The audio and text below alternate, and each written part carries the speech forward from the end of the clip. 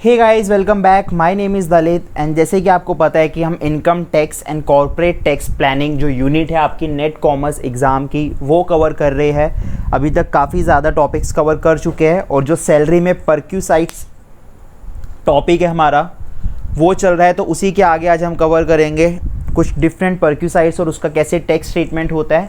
तो इससे पहले हम क्लास को स्टार्ट करें, अगर आप चैनल पे नए हो तो मेक श्योर आप चैनल को सब्सक्राइब ज़रूर कर दें सो दैट हम जो भी न्यू वीडियोस डालें you will get a regular updates about that. Also if you are interested to join online mode preparation for NTA NET commerce batch, तो these are the details.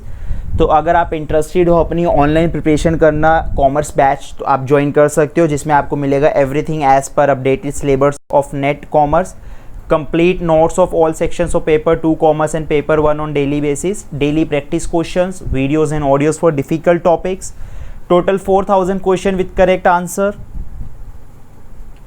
unit wise test for all the units of paper 1 and 2 so that you can do practice on a regular basis, full length mock paper, prizes for the students who qualify JRF in June attempt, well maintain Facebook and WhatsApp group so that अगर आपके कोई भी doubts है वहाँ पे एक proper आपको platform provide करा जाएगा। You can ask your doubt and solve all your doubts on the group. इसके साथ you will get all this benefits at a nominal fee of less than 20 rupees per day. So if you are interested to join online mode preparation just contact on this number Vikas Abhishek और on this number Jyoti Tandon. तो चलिए अब start करते हैं आज की class, जो कि हमारी है the treatment of perquisites in income under income from salary head. Right, तो अभी तक हम काफ़ी परक्यूसाइट्स कर चुके थे कि एकोमोडेशन जो प्रोवाइड करते हैं तो उसका कैसे जो है ट्रीटमेंट होता है। आज हम स्टार्ट करते हैं फर्स्ट मोटर कार से। आपको पता है कि जो एम्प्लॉयर्स है कभी कभार क्या कार प्रोवाइड करते हैं एम्प्लॉयज़ को, राइट। और या अगर एम्प्लॉयज़ है उनकी खुद की कार है that is use for the official purpose, तो ऑफिशियल पर्पस के लिए भी यूज़ होती है, पर्सनल पर्पस के लिए भी यूज़ होती है। तो उस केस में जो टैक्स ट्रीटमेंट है वो कैसे होगा अगर एम्प्लॉयर्स कार प्रोवाइड कर रहे हैं या एम्प्लॉयज़ की खुद की और वो ऑफिशियल पर्पस के लिए यूज़ हो रही है। So how will it be consider when it comes to computing tax liability, तो वो बेसिकली आज डिस्कस करेंगे one by one. They are the certain cases. सो यहाँ पे फर्स्ट हो गया हमारा owner of car expenses. Expenses में आपके हो गए कि एक्सपेंसेस कौन बेयर कर रहा है। अगर मान लो एम्प्लॉयर है सारे जो भी कार के, अगर हम पेट्रोल के एक्सपेंसेस या मेंटेनेंस के रिपेयर के पे कर रहे हैं, सो वो सारे एक्सपेंसेस यहाँ बात कर रहे हैं किस पर्पज़ के लिए वो कार यूज़ करी गई है और उसका क्या टैक्सेबल वैल्यू होगी। तो फर्स्ट केस है अगर owner of the car is employer and जो एक्सपेंसेस है that is also met by the employer and जो कार है that is use completely for official use. तो यहाँ पे एम्प्लॉयर की कार है, जो एक्सपेंसेस है सारे पेट्रोल के, रिपेयर के, मेंटेनेंस के, everything is borne by the employer और कंप्लीट ऑफिशियल यूज़ के लिए जो एम्प्लॉय है उसने जो है कार यूज़ करी है, तो उस केस में it is not counted as a perquisite. तो उस केस में कोई भी जो वैल्यू है टैक्सेबल नहीं होगी बिकॉज इट इज़ नॉट परक्यूसाइट्स। ये आगे पढ़ेंगे ये स्पेसिफाइड रूल क्या है कि क्या डॉक्यूमेंट्स बेसिकली मेंटेन करने होते हैं to prove that, right. Second case है यहाँ पे हमारा अगर एम्प्लॉयर ओनर है again and all the expenses are met by the employer, but यहाँ पे जो कार है एम्प्लॉय कंप्लीटली अपने पर्सनल यूज़ के लिए कर रहा है, कोई ऑफिशियल यूज़ नहीं है, fully personal use.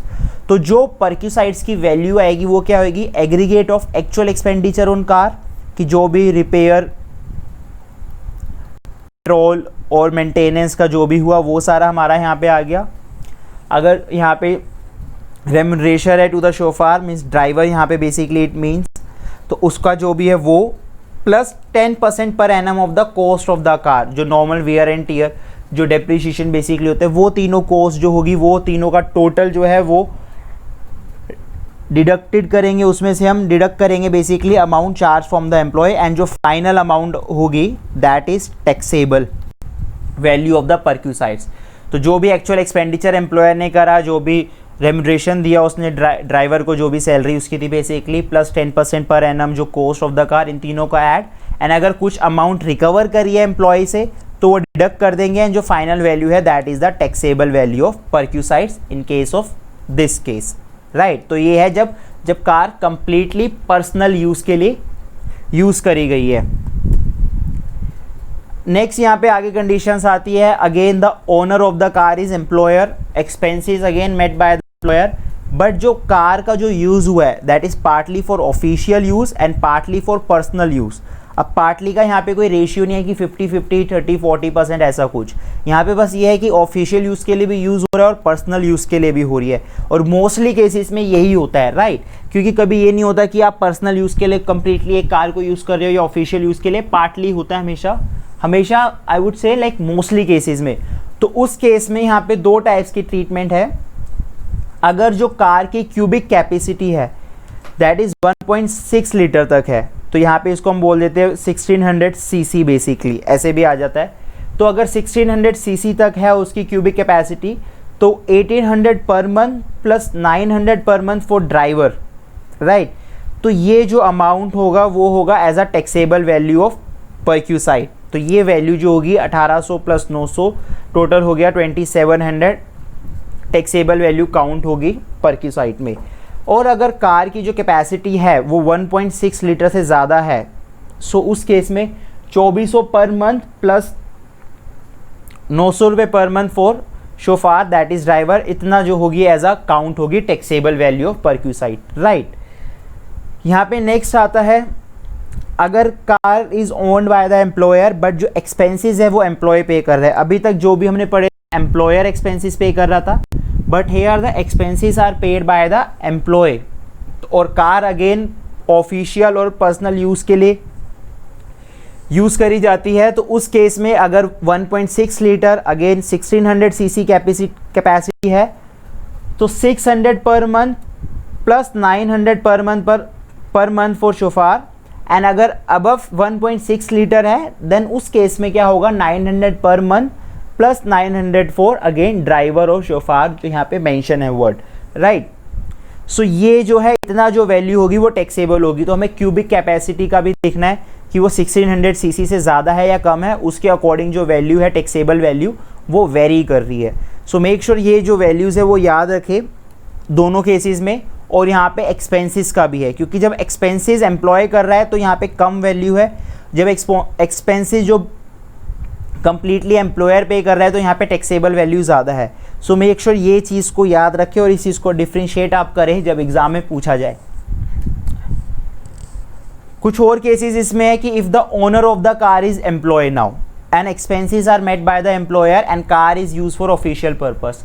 So this is very simple, जब भी कार ऑफिशियल पर्पस के लिए यूज़ करी गई है completely then it is not a perquisite, right, क्योंकि ये कोई एक्स्ट्रा कुछ बेनिफिट नहीं मिल रहा, तो उस केस में उसकी कोई टैक्सेबल वैल्यू नहीं होगी।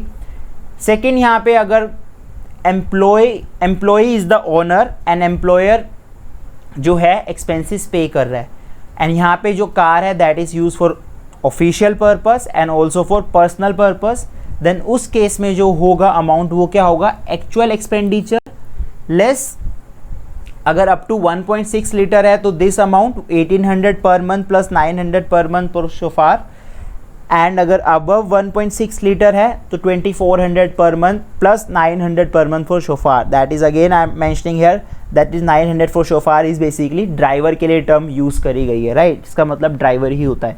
सो एक्चुअल एक्सपेंडिचर मतलब मान लो अगर एम्प्लॉयर के जो एक्चुअल एक्सपेंडिचर यहाँ पे लगा वी कैन से यहाँ पे 3600, राइट, इसमें से हम लेस कर देंगे 1800 प्लस 900 कितना 2700, एंड जो वैल्यू आएगी दैट इज़ 900। तो 900 है वो होगी as a taxable value of perquisite. तो जो भी एक्चुअल एक्सपेंडिचर लगा है उसमें से ये जो अमाउंट है बेस्ड ऑन उसकी क्यूबिक कैपेसिटी कितनी है, ये अमाउंट की जो है डिडक्ट कर देंगे बेसिकली हम एक्चुअल एक्सपेंडिचर से। When the owner of the car is employ and expenses are met by the employer, and जो पर्पस है कार जो यूज़ हुई है partly for the official purpose and partly for the personal purpose, right. Next है इसमें if the employ owns other automotive but not car. So apart from car अगर कोई automotive other use करा गया कोई भी डिफरेंट जो हो सकता है यहाँ पर, और जो उसके एक्सपेंसेस है एम्प्लॉयर पे कर रहा है और ऑफिशियल यूज़ के लिए वो है, तो उस केस में भी जो है it is not a perquisite as I mention. जब भी कार या कोई भी ऑटोमोटिव ऑफिशियल यूज़ के लिए ऑफिशियल पर्पस के लिए यूज़ करा गया है तो वहाँ पे that is not counted as a perquisite, right. And अगर हम बात करें यहाँ पे that is if use for partly for official purpose और पार्टली फॉर पर्सनल पर्पस, तो उस केस में जो एक्चुअल एक्सपेंडिचर है उसमें से हम लेस करेंगे 900 पर मंथ, एंड देन जो भी वैल्यू आएगी that is as a taxable value perquisite. तो ये एग्जम्पशन नहीं है, इतनी ये ऐड होगी। जितनी भी जो वैल्यूज़ की हमने बात करी है टैक्सेबल वैल्यू क्या, वो उसकी जो सैलरी है सैलरी में ऐड हो जाएगा। क्योंकि हमने, अगर आपको याद हो, प्रीवियस क्लासेस में बात करी थी perquisites are the part of the salary, right.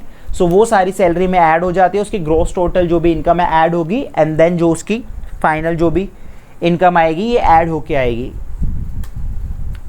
तो यहाँ पे अगर हम बात करें नॉट टैक्सेबल परक्यूसाइट्स के लिए जो नोट मेंशन करा था रूल 3 सबसेक्शन 2 एंड बी, तो यहाँ पे बेसिकली क्या है, जब भी जो कार है वो ऑफिशियल पर्पस के लिए यूज़ करी गई है तो यहाँ पे एम्प्लॉय को कंप्लीट डिटेल मेंटेन करनी ज़रूरी है। कंप्लीट कितनी उसने जर्नी करी है ऑफिशियल पर्पस के लिए, कौन सी डेट को करी है, क्या डेस्टिनेशन था, mileage, amount of expenditure, everything. तो उसी के अकॉर्डिंग जो है उसकी कंप्लीट जो परक्यूसाइट है काउंटेबल नहीं होगी as a taxable value, right. तो ये कंप्लीट उसको क्या है, बेसिक एक डॉक्यूमेंट्स मेंटेन करने पड़ते हैं, तभी जो है वो एग्जेम्प्ट होता है और उसको उस पर टैक्सेबल वैल्यू काउंट नहीं करी जाती। There are some other perquisites provided by the employer. So यहाँ पे in case of household servants, अगर वो एम्प्लॉयर ने हायर करके दिया है एम्प्लॉय को, तो जो भी एक्चुअल कॉस्ट है एम्प्लॉयर की that is taxable in the hands of the employ. तो अगर यहाँ पे सर्वेंट्स को जो पे कर रहा है एम्प्लॉयर, तो उस केस में वो जो भी उसने कॉस्ट पे करी है सर्वेंट्स को वो टैक्सेबल वैल्यू एज अकाउंट होगी एम्प्लॉय के लिए। And if it is engage by the employ, तो जो भी एक्चुअल कॉस्ट यहाँ पे एम्प्लॉयर को आ रही है minus amount recovered from the employ, कोई अमाउंट अगर एम्प्लॉयर रिकवर करता है एम्प्लॉय से, तो उस केस में भी यहाँ पे ये एज अ टैक्सेबल परक्यूसाइट होगा, right. In case of gas, electricity and water facilities, अगर ये सारी फैसिलिटीज़ का ओनर जो है एम्प्लॉयर है, मतलब अगर एक किसी की गैस, इलेक्ट्रिसिटी या कुछ भी ऐसी वाटर फैसिलिटीज़ है और उसके वहाँ में जो एम्प्लॉयज़ है वो वर्क कर रहे हैं, so employer is the owner of that facility, तो उस केस में जो मैन्युफैक्चरिंग कॉस्ट पर यूनिट है जो अगर वो परचेज करेंगे आउटसाइड एजेंसी से, वो चीज़ जो होगी एज अ काउंटेबल होगी एंड ऐड होगी as a taxable perquisite. And second case में अगर जो कनेक्शंस और बिल है in the name of employees है, बट जो एक्सपेंसेस है that is borne by the employer, then again it is taxable in the hands of employee, in the hands of employees. तो अगर मान लो बिल है आपका आ रहा है, इलेक्ट्रिसिटी बिल आ रहा है 500 रुपीज़, और ये 500 रुपीज़ आप पे नहीं कर रहे हो, एम्प्लॉयर पे कर रहा है बेसिकली, तो ये 500 पूरा आपकी टैक्सेबल परक्यूसाइट होगी। इन शॉर्ट इसका ये मतलब है। एंड अगर बिल जो है, कनेक्शंस है, वो एम्प्लॉयर के नाम पे है एंड एक्सपेंसेस भी वही पे कर रहे हैं, स्टिल ये आपकी सैलरी में ऐड होगी एज अ टैक्सेबल परक्यूसाइट, क्योंकि ये जो भी आपके एक्सपेंसेस है that is borne by the employer. So यहाँ पे काफ़ी लोग, जो मैंने आपको बताया था कि टैक्स बचाने के चक्कर में पहले ऐसा करते थे, तो ये प्रोविजंस है। इवन अगर एम्प्लॉयर आपके एक्सपेंसेस पे कर रहा है तो जो भी उसकी जो वैल्यू होगी, फेयर वैल्यू, वो ऐड होगी, और जो एक्चुअल एक्सपेंडिचर है एंड वो आपको एज अ उस पर टैक्स पे करना पड़ेगा। Valuation in respect of educational facilities to any member of employers हाउस होल्ड। नाउ सपोज एक स्कूल, अगर यहाँ पे सिंपल बात कर ले, and that is owned and maintain by the employer, right. और वहाँ पे अगर एक एम्प्लॉय है, उसके जो बच्चे पढ़ रहे हैं, तो उस केस में 1000 रुपये तक, और जो भी जो रीजनेबल कॉस्ट है 1000 रुपये से कम तक, वहाँ तक वो क्या होगी, एग्जेम्प्ट होगी, वो क्या होगी, टैक्सेबल नहीं होगी। लेकिन अगर 1000 से ज़्यादा है वैल्यू, तो in that case that should be entirely taxable. So the value taxable is reasonable cost of such education in similar institution is in excess of 100 rupees per month, then उस case में जो entire amount होगी वो पूरी taxable होगी। अगर मान लो fees है, स्कूल में बच्चा पढ़ रहा है एम्प्लॉयर के, एंड अगर हम नॉर्मल सिमिलर इंस्टीट्यूशन की बात करें, वहाँ पे फीस है 1800 पर मंथ, तो उस केस में ये कंप्लीट जो है टैक्सेबल परक्यूसाइट वैल्यू होगी। बट 1800 पर मंथ की जगह जो सिमिलर इंस्टीट्यूशन में जो फीस है उसकी पर मंथ वो है सिर्फ 900 पर मंथ, राइट। तो उस केस में वो एग्जेम्प्ट होगा and it is not counted as a taxable perquisite. तो 1000 रुपये पर मंथ तक यहाँ पे एग्जेम्प्ट है, लेकिन उसके बाद अगर कुछ भी जो फीस हो रही है तो वो कंप्लीटली ही ऐड होगी। ये नहीं है कि 1000 से जितना एक्स्ट्रा है कंप्लीट हो गया। अगर 1800 है तो 1000 तक एग्जेम्पशन नहीं मिलेगी, 1800 पूरी टैक्सेबल परक्यूसाइट होगी, राइट। एंड अगर पेमेंट जो है स्कूल फीस की एम्प्लॉयज़ चिल्ड्रन की वो डायरेक्टली स्कूल को पे कर रहा है एम्प्लॉयर, तो उस केस में भी वो जो वैल्यू है स्कूल फीस की that is chargeable to tax, और जो परक्यूसाइट है उसकी वैल्यू जो है ऐड करी जाएगी उसकी सैलरी में। एंड अगर कोई एजुकेशनल फैसिलिटीज़ या ट्रेनिंग है एम्प्लॉयज़ को प्रोवाइड हो रही है जो कि उसको इम्प्रूव उसकी स्किल्स को इम्प्रूव करने के लिए, ताकि वो अच्छे से अपनी जो ड्यूटीज़ है परफॉर्म कर पाए, तो उस केस में that is a tax free perquisite. जैसे कि नॉर्मली एम्प्लॉयज़ को ट्रेनिंग प्रोवाइड करी जाती है, डिफरेंट वर्कशॉप्स के लिए उनके लिए पे करा जाता है, तो ये बेसिकली क्या है, उनकी ट्रेनिंग के लिए जो भी एक्सपेंडिचर हो रहा है that is tax free perquisite, right. और 100 रुपीज़ पर मंथ तक भी टैक्स फ्री, लेकिन 100 से अगर एक्सेस हो जाता है देन वो कंप्लीट जो है चार्जेबल होगा। Valuation in respect of free transportation facility. अगर यहाँ पे कोई भी ट्रांसपोर्टेशन फैसिलिटी प्रोवाइड करी जा रही है फ्रॉम द एम्प्लॉयर साइड, तो जो भी जो एक्चुअल एक्सपेंडिचर है उस जर्नी का, जो भी उसका अगर मान लो अगर कैरेज फॉर द गुड्स के लिए भी अगर उसने पे करा है या पर्सनल अपनी प्राइवेट जर्नीज के लिए भी पे करा है, तो जो भी जो अमाउंट है वो जो है टैक्सेबल होगा इन the hands of the employer, right. But अगर यहाँ पे हम बात करें वो जो एम्प्लॉयज़ है वो रेलवे के एम्प्लॉयज़ है या एयरलाइंस के एम्प्लॉयज़ है, तो ये प्रोविज़न यहाँ पे एप्लीकेबल नहीं होगा और perquisite is not chargeable to tax, right.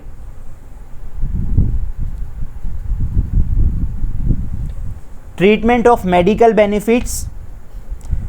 अगर जो medical benefit within India provide करे गए हैं, then if it is a employer's hospital then fully exempt, government hospital है तब भी फुली एग्जेम्प्ट। अगर यहाँ पे जो चार्जेस है, जो भी एक्सपेंसेस है that is borne by the employer, employer ने एम्प्लॉय के बिहाफ पे अगर हॉस्पिटल के चार्जेस भरे हैं तो वो फुली एग्जेम्प्ट होगा, that is not counted as a taxable perquisite. Private approach कोई हॉस्पिटल है then again fully exempt. Medical insurance premium जो एम्प्लॉयर पे करता है that is also fully exempt. कोई अगर इस चारों के अलावा हॉस्पिटल है देन उस केस में दैट इज़ फुली टैक्सेबल। और अगर जो ट्रीटमेंट है, जो मेडिकल बेनिफिट्स है वो बाहर प्रोवाइड करे गए आउटसाइड इंडिया, तो वो एक लिमिट तक जो है परमिटेड बाय आरबीआई वहाँ तक एग्जेम्प्ट होंगे।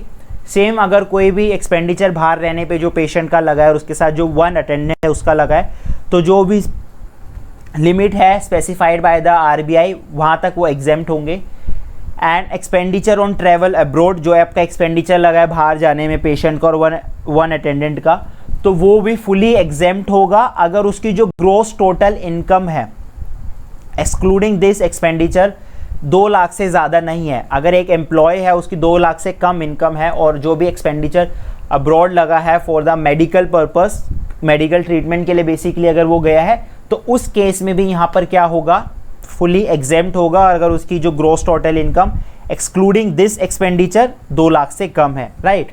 और कोई भी अगर जो एम्प्लॉई है एक्सपेंसेस पे कर रहा है that is reimbursed by the employer then also it is exempted. अगर एम्प्लॉय ने ये सारे जो भी चार्जेस पे करे हैं, जो भी एक्सपेंसेस बेसिकली पे करे हैं और देन वो रीइंबर्स बाद में एम्प्लॉयर कर रहा है, so that is exempted, that is not counted as a taxable perquisite, right. And जो फैमिली यहाँ पे जो काउंट होगी उसमें आ गया हमारा स्पाउस, चिल्ड्रन हो गया, डिपेंडेंट और independent, parents, brother and sister जो कि डिपेंडेंट हो।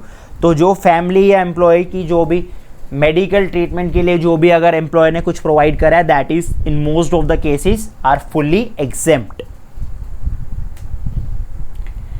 Treatment of leave travel concession. तो अगर आप किसी जर्नी में जा रहे हो, एक जैसे एम्प्लॉयर आपको जो भेजता है कि ठीक है आपकी लीव है और आप इधर उधर घूमने के लिए जो जा रहे हो, नॉर्मली ये होता है, आगे पढ़ेंगे हम इसका भी पूरा डिटेल में कि क्या क्या कितनी लीव ऐसे होती है। सो अगर आप उसके लिए कहीं जा रहे हो बाहर, तो जो भी अमाउंट जो रिसीव्ड हुआ है एक्सपेंडिचर के लिए वहाँ तक वो एग्जेम्प्ट होगा। लाइक अगर आपको 10,000 मिले हैं और एक्सपेंडिचर आपका 8,000 हुआ है उस जर्नी का ट्रैवल करने के लिए, तो 8,000 तक क्या होगा, एग्जेम्प्ट होगा। तो amount received to the extent of expenditure, amount received to the extent of expenditure incurred is exempt. So जो भी आपका एक्सपेंडिचर लगा है, जो भी अमाउंट मिला है, उसका जो भी एक्सपेंडिचर जितना लगा है दैट इज एग्जेम्प्ट, और रिमेनिंग होगा टैक्सेबल, राइट। और ये अमाउंट हम यहाँ पे कह रहे हैं कि एम्प्लॉयर से भी मिल सकता है, या कोई फॉर्मर एम्प्लॉय है कि आपको आफ्टर रिटायरमेंट या आफ्टर आपकी जो टर्मिनेशन ऑफ सर्विस भी अगर मिला है कहीं ट्रैवल करने के लिए, तो उसके लिए भी यहाँ पे ये सेम ट्रीटमेंट है, राइट। तो कैसे, जो कितना अमाउंट बेसिकली एग्जेम्प्ट होगा। सो अगर जो जर्नी है बाय एयर है, तो जो फेयर चार्जेस है, बेसिक फेयर है जो इकोनॉमी क्लास का through bye the shortest route, और जो एक्चुअल अमाउंट जो स्पेंड हुई है, दोनों में से जो भी कम होगा वो अमाउंट जो होगी एग्जेम्प्ट होगी। सो फॉर एग्जांपल अगर 10,000 रुपये यहाँ पे इकोनॉमी क्लास का फेयर है एंड जो आपका एक्सपेंस लगा है वो 8,000 है, तो अगर 8,000 यहाँ पे लेस है तो 8,000 एग्जेम्प्ट होंगे, right. And where the places of journey and destination are connected by rail and journey is perform by any other mode of transport other than by air. तो जहाँ पे जो आप जहाँ जा रहे हो डेस्टिनेशन और आपका जो ओरिजिन है वहाँ से अगर वो कनेक्टेड है थ्रू रेल, और अगर आप किसी और मोड से गए हो, किसी और मोड ऑफ ट्रांसपोर्ट से गए हो, तो उस केस में जो AC first class rail fair है बाय द शॉर्टेस्ट रूट और या एक्चुअल अमाउंट, जो भी दोनों में से कम अमाउंट होगी दैट इज एग्जेम्प्ट, राइट। तो ये चीज़ें प्रोविजंस मेक श्योर याद रखने। इस पे direct questions I am repeating again आ जाते हैं एग्जाम में डायरेक्ट कि कितना यहाँ पे एग्जेम्प्टेड वैल्यू होगी, तो ये आपको याद रखना है। अगर बाय एयर है तो इकोनॉमी क्लास फेयर, राइट, जैसे बिजनेस क्लास होती है तो यहाँ पे बिजनेस क्लास फेयर है वो यहाँ पे काउंट नहीं कर रहे, जो इकोनॉमी क्लास है उसका जो फेयर है दैट इज एग्जेम्प्ट, और या जो एक्चुअल अमाउंट लगा है उसमें से जो दोनों कम होगा। सेम अगर आपकी जो जर्नी है, origin of journey and destination connected है रेल से, और आप किसी और ट्रांसपोर्ट से गए हो रेल या एयर के अलावा, तो जो AC first class rail fair है वो जो अमाउंट होगा चार्जेबल होगा टैक्स के लिए, और या जो एक्चुअल अमाउंट है दोनों में से कोई भी अमाउंट जो कम होगा that is chargeable to tax. And where the places of origin of journey and destination और part thereof are not connected by rail and journey is perform between such places. So basically जहाँ पे आप जहाँ जा रहे हो, जो destination है, जो आपका पार्ट ओरिजिन है वहाँ से अगर that is not connected by the rail, तो अगर आप कोई भी another public recognise transport system exist करता है, तो उसका जो फर्स्ट क्लास और डिलक्स क्लास फेयर है शॉर्टेस्ट रूट का, वो या फिर अगेन एक्चुअल अमाउंट जो स्पेंड हुआ है उसमें से जो भी जो कम अमाउंट होगा that is exempt, right. And in case अगर पब्लिक ट्रांसपोर्ट सिस्टम भी एग्जिस्ट नहीं करता है, तो amount equivalent to air condition first class rail fare for the distance of journey by the shortest route और एक्चुअल अमाउंट स्पेंड। तो basically यहाँ पे कह रहे हैं कि अगर आप एक प्लेस से कहीं पे जो आपका डेस्टिनेशन वहाँ जा रहे हो, अगर आप रेलवे से जा रहे हो, तो AC first class rail fair जो होगा दैट इज एग्जेम्प्ट, या जो आपका एक्चुअल अमाउंट है हमेशा उन दोनों में से जो कम। लेकिन अगर आप जिस डेस्टिनेशन पे जा रहे हो वहाँ से कोई रेलवे जो है कनेक्टेड नहीं है आपकी प्लेस से, तो उस केस में अगर आप कोई दूसरा recognise public transport exist system करता है वहाँ जाने के लिए, तो उसका first class deluxe class fare जो है that is chargeable to tax. और अगर रिकग्नाइज्ड पब्लिक ट्रांसपोर्ट सिस्टम भी एग्जिस्ट नहीं कर रहा है, तो उस केस में जो यहाँ पर चार्जेबल होगा that is amount equivalent to first class rail fare for the distance of journey by the shortest route. तो जो भी शॉर्टेस्ट रूट से जो रेलवे का नॉर्मल होना चाहिए वो जो होगा, या जो एक्चुअल अमाउंट स्पेंड करा है उन दोनों में से जो भी लेस वैल्यू होगी that is exempt, right. So these are the some perquisites which we have discovered, और उनका क्या ट्रीटमेंट होता है बेसिकली। सो आई होप आपको ये समझ आया होगा, और मोर देन दैट आपको ये चीज़ें याद रखनी है। तो मेक श्योर आप जब क्लास को सुन रहे हो तो अच्छे से सुनो, ताकि ये चीज़ें क्लास में सुनते सुनते याद हो जाए, राइट। तो कोई भी अगर इससे रिलेटेड क्वेश्चन आए, so you can simply find that okay ये प्रोविजन है, इतना एग्जेम्प्ट है, तो इतना इसकी ये टैक्सेबल परक्यूसाइट होगा। सो नेक्स्ट क्लास में हम डिस्कस करेंगे जो रिटायरमेंट बेनिफिट्स मिलते हैं एम्प्लॉय को, उसके ट्रीटमेंट कैसे होते हैं। सो मिलते हैं आपसे नेक्स्ट क्लास में, तब तक के wish you all the very best and thank you.